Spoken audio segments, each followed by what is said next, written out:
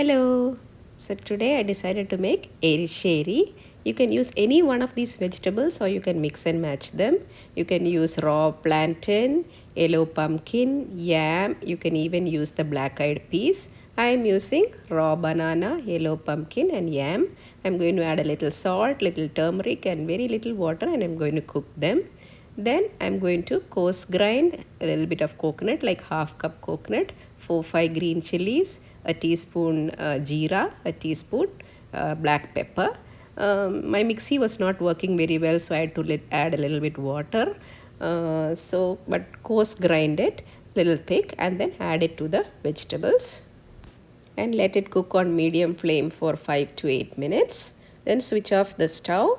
In another pan, I'm going to heat some coconut oil, add mustard, a couple of red chilies and a handful of coconut again. And I'm going to roast them till they become like a dark brown color. And I'm going to put this on top of the cooked vegetables. That's it. Yummy Erissery. Try it and let me know if you liked it.